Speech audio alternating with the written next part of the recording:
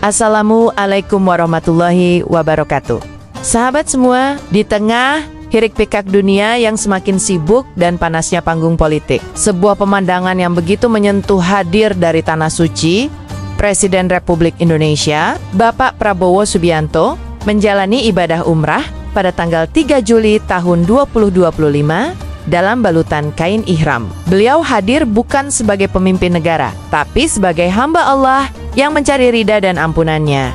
Sebelum kita lanjut, jangan lupa untuk like, share, komentar, dan subscribe channel ini agar semakin banyak yang ikut merasakan momen spiritual ini. Mari kita doakan bersama, semoga para pemimpin kita selalu diberi petunjuk oleh Allah dalam memimpin negeri ini. Sekarang, mari kita mulai kisahnya. Langkah-langkah kaki yang gagah biasanya terdengar tegas dalam suasana militer. Namun kali ini langkah itu bergema di lorong-lorong Masjidil Haram. Presiden Prabowo dengan wajah tenang berjalan bersama rombongan menuju area tawaf. Ia tidak mengenakan jas kebesaran negara, melainkan sehelai kain putih yang melambangkan kesederhanaan dan kerendahan hati. Pengawalan yang ketat terlihat di sekeliling beliau. Pasukan keamanan Arab Saudi dan Indonesia mengelilingi beliau, namun tak satu pun mengganggu kehusyukan jamaah lain. Semua tetap teratur, hening, dan penuh takzim. Sesekali, suara takbir dan dizikir jamaah terdengar bersahutan, menyatu dalam atmosfer spiritual yang menggetarkan jiwa.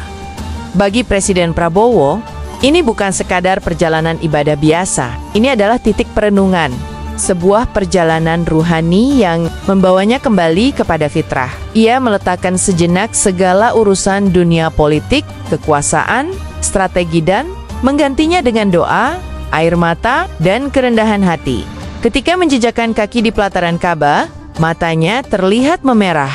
Semua manusia sama, tak ada jenderal, tak ada presiden, tak ada rakyat. Yang ada hanyalah hamba. Dengan segala kelemahan dan harapan, di satu titik tawaf, langkah Presiden Prabowo melambat. Ia berhenti sejenak, menengadahkan tangan ke langit, dan berdoa dengan suara yang lirih namun tegas. Kamera yang menangkap momen itu memperlihatkan air mata yang menetes di sudut matanya. Tanda hati yang benar-benar hadir dalam ibadah. Sujud beliau lama, tenang, penuh khusyuk. Tak ada kata yang bisa menggambarkan suasana itu, kecuali kesyahduan. Orang-orang di sekelilingnya ikut terbawa suasana. Beberapa jamaah ikut meneteskan air mata, melihat pemimpin negeri mereka bersujud di tanah suci dengan hati yang tulus.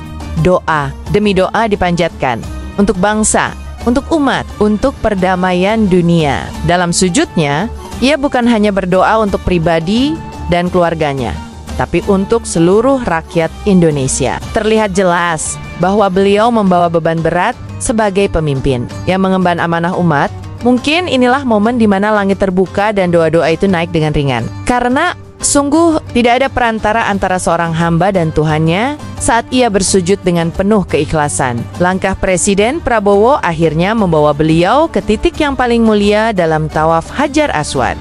Dengan perlahan, beliau mendekat. Jamaah yang memahami keistimewaan momen ini memberikan ruang. Wajah beliau terlihat menahan tangis. Saat bibirnya menyentuh batu hitam itu, air matanya jatuh. Tak ada yang bisa menyentuh Hajar Aswad kecuali atas izin Allah. Dan saat seseorang menciumnya, itu adalah ikrar, sebuah janji antara seorang hamba dan Tuhannya. Di sana, Prabowo Subianto seakan berbisik kepada Allah, memohon agar diberi kekuatan, kesabaran, dan kelapangan dalam menjalankan tugas kenegaraan. Petugas keamanan Arab Saudi berjaga ketat, namun tetap memberi ruang. Ini bukan sekadar prosedur, tetapi bagian dari kehormatan terhadap seorang pemimpin yang sedang tunduk kepada Tuhan. Suasana menjadi begitu haru. Beberapa jamaah Indonesia di sekitar lokasi bahkan tak kuasa menahan tangis. Momen ini menjadi viral di media sosial, bukan karena sensasi, tetapi karena ketulusan yang terpancar jelas dari wajah sang presiden. Dunia melihat, namun lebih dari itu langit pun mencatat. Dalam suasana tawaf, langkah demi langkah Presiden Prabowo terus menyusuri jejak para nabi. Di sekelilingnya, suara dizikir dan lantunan doa jamaah bergema. Tak sedikit yang berdoa sembari menatap beliau, menggantungkan harapan agar negeri Indonesia dipimpin oleh tangan yang adil dan berhati bersih. Namun Prabowo tak bergeming, tetap tenang, terus berjalan dengan penuh kehusyukan. Di tengah keramaian, tak ada satupun suara politik, tak ada satupun slogan kekuasaan. Yang ada hanya satu suara, La ilaha illallah, dalam balutan kain ihram putih.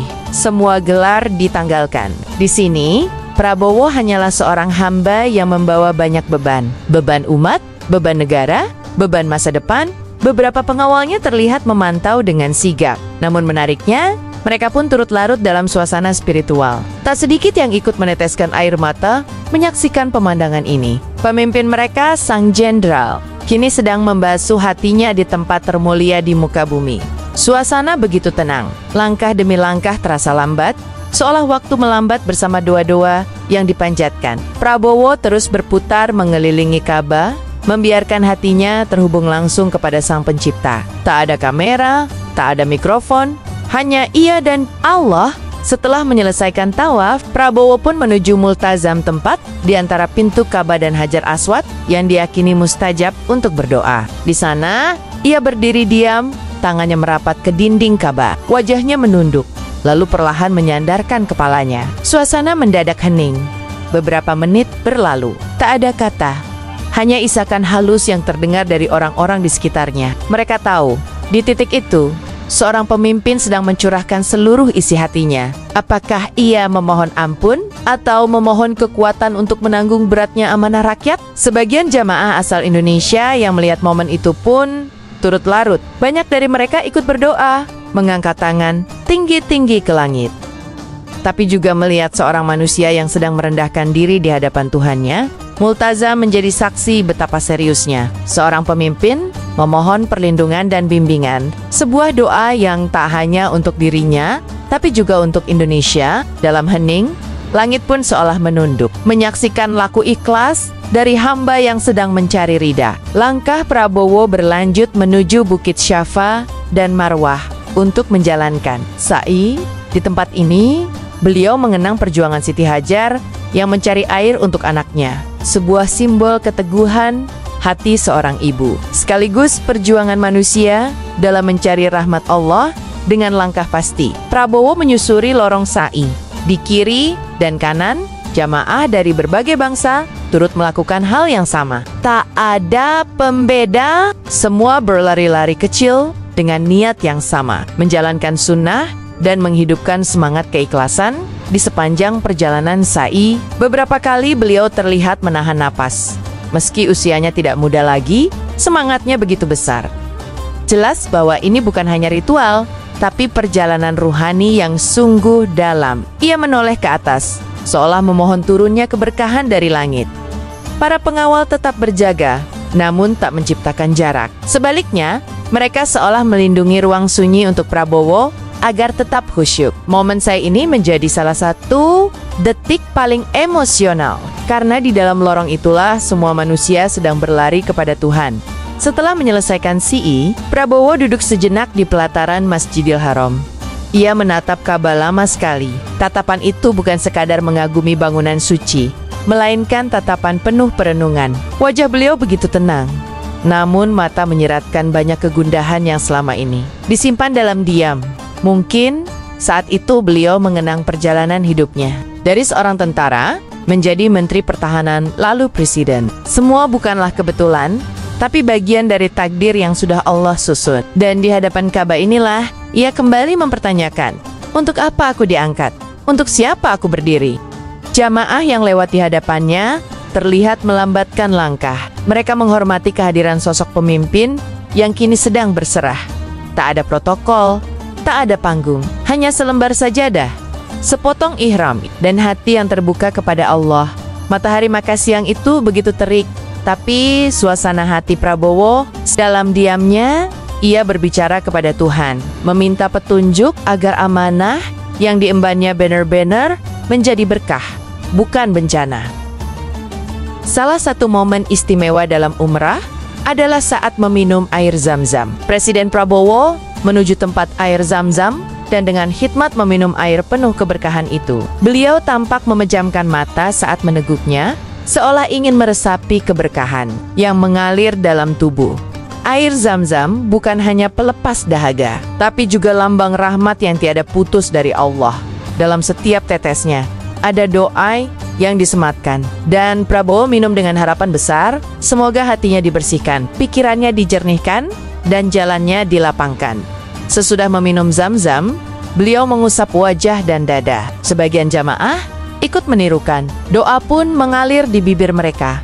Ya Allah, berkahilah pemimpin kami. Tangis kembali pecah, bahkan dari orang-orang yang tak mengenalnya secara pribadi. Karena saat melihat pemimpin mereka begitu khusyuk, kepercayaan dan harapan pun muncul. Momen itu menjadi simbol penyucian diri. Sebuah langkah spiritual yang tak hanya membersihkan tubuh, tapi juga jiwa dan niat. Prabowo berdiri tegak, seolah siap kembali menghadapi dunia dengan semangat baru. Presiden Prabowo memilih duduk kembali di lantai Masjidil Haram, bersandar di tiang marmer yang dingin. Di tangannya, Al-Quran kecil terbuka. Ia membaca pelan ayat demi ayat, sembari menahan air mata. Wajahnya tampak damai, namun berat, seolah ayat-ayat itu sedang menasihatinya langsung. Di tengah Masjidil Haram, ia tidak hanya membaca, tapi juga merenungi. Setiap kalimat Al-Quran adalah petunjuk, dan ia sedang mencarinya. Sebab seorang pemimpin tidak cukup hanya cerdas dan kuat, tapi harus punya cahaya dari wahyu yang membimbing setiap langkahnya. Sekitar beliau, jamaah terus berdatangan, namun tetap tenang. Beberapa mencoba mendekat, mengucap salam, atau sekadar menyentuh punggungnya, lalu menangis. Mereka tahu bahwa kesempatan melihat pemimpin mereka bersimpuh seperti ini adalah langka dan sangat menggetarkan hati.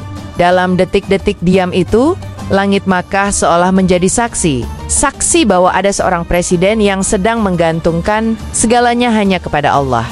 Sebuah kerendahan hati yang sejati. Ketika azan zuhur berkumandang dari menara Masjidil Haram, suasana seketika menjadi hening, langit tampak cerah. Namun hati para jamaah terasa mendung karena haru. Prabowo berdiri, menanggalkan sendal, dan bergabung bersama jutaan umat Islam untuk melaksanakan sholat berjamaah. Ia berada di barisan yang tidak istimewa, berdiri sejajar dengan rakyat biasa. Tidak ada kekhususan, tidak ada pengistimewaan, yang ada hanyalah saf yang lurus, hati yang tunduk, dan wajah yang bersujud. Di hadapan Allah, tidak ada gelar. Presiden pun hanya seorang hamba. Ketika takbir dikumandangkan, Prabowo pun mengangkat tangannya, menutup mata sejenak, lalu bersujud dalam-dalam. Di sana, ia berbicara dengan Tuhan dalam bahasa yang tak terdengar, namun maknanya menggetarkan jiwa. Sholat itu menjadi salah satu sholat paling menyentuh dalam hidupnya setelah salam terakhir. Prabowo terlihat mengusap wajah dengan hikmat. Doanya panjang, matanya sembab. Mungkin ia berdoa agar setiap langkah kepemimpinannya tak menyimpang dari jalan yang lurus. Doa agar bisa adil, doa agar bisa menyejahterakan, dan doa agar wafat dalam keadaan husnul khotimah. Keberadaan Prabowo di Tanah Suci bukan hanya menjadi sorotan nasional, tapi juga dunia. Banyak media internasional meliput kehadirannya. Namun uniknya, beliau tak ingin sorotan kamera. Ia lebih memilih diam, bersujud, dan menangis di hadapan Ka'bah. Bagi sebagian orang, ini adalah kunjungan politik. Tapi bagi yang menyaksikan langsung, ini adalah ziarah spiritual. Karena tidak ada satupun ambisi dunia yang bisa dibawa ke hadapan Ka'bah. Semua luruh, semua kecil. Dan Prabowo pun terlihat mengecil, menjadi seorang hamba yang benar-benar ikhlas. Para wartawan yang sempat memotretnya justru menyimpan foto-foto itu dengan hormat. Mereka tahu, yang mereka abadikan bukanlah citra, tapi peristiwa batin. Bahkan beberapa dari mereka mengaku menangis saat melihat seorang kepala negara bersujud begitu khusyuk. Prabowo mengajarkan kita satu hal, bahwa kekuatan sejati bukan di balik pasukan, tapi di balik doa, bukan di ruang sidang, tapi di ruang hening, tempat manusia menghadap Tuhannya. Di Tanah Suci ini, beliau telah menanamkan simbol keikhlasan di hati umat. Hari mulai sore. Setelah beberapa hari beribadah, Prabowo dan rombongan bersiap untuk kembali ke Indonesia. Namun sebelum meninggalkan Masjidil Haram, beliau kembali memandang Ka'bah dengan mata basah. Tatapan perpisahan itu terasa berat. Ia menoleh ke sekeliling, melihat umat dari berbagai penjuru dunia. Hatinya berkata, inilah umatku. Mereka yang menanti kepastian, mereka yang berharap kepada pemimpin. Tak terasa, setetes air mata jatuh. Ia tahu, setelah ini ujian yang sesungguhnya menanti di tanah air. Di sepanjang jalan menuju gerbang keluar, beberapa jamaah menyapanya. Ada yang mendoakan, ada yang hanya tersenyum sambil menangis. Prabowo pun membalas dengan menunduk, hormat, lalu menyatukan tangan di dada. Sebuah gestur sederhana yang menyentuh hati banyak orang. Keberangkatannya dari Masjidil Haram bukan akhir, tapi awal dari janji yang telah ia ikrarkan kepada Tuhan, bahwa setelah bersimpuh di hadapan Ka'bah, ia akan memimpin negeri ini dengan hati yang lebih bersih, jiwa yang lebih rendah hati, dan tekad yang lebih kuat untuk mengabdi. Sahabat semua, inilah momen langka yang menggetarkan jiwa. Ketika seorang presiden tidak hanya mengatur negara, tapi juga mengatur hatinya di hadapan Ka'bah. Ketika seorang pemimpin tak hanya memberi pidato, tapi juga memberi contoh nyata tentang kerendahan hati. Perjalanan umrah Presiden Prabowo ini bukan sekadar berita, ia adalah inspirasi. Sebuah pelajaran bagi kita semua bahwa kepemimpinan sejati harus dibangun di atas pondasi iman, atas sajadah yang basah oleh air mata, dan di dalam hati yang bersih dari cinta dunia. Semoga Allah menjaga beliau dalam setiap langkahnya, dan semoga kita semua bisa meneladani keikhlasan, kedekatan kepada Allah, dan kesungguhan dalam berdoa seperti yang beliau tunjukkan. Amin ya Rabbil Alamin. Jika konten ini menyentuh hati sahabat semua, jangan lupa like, share, dan subscribe channel ini. Tulis juga doa terbaik kalian di kolom komentar untuk pemimpin negeri ini. Semoga Indonesia diberkahi dan umat Islam dijaga dimanapun berada. Wassalamualaikum warahmatullahi wabarakatuh.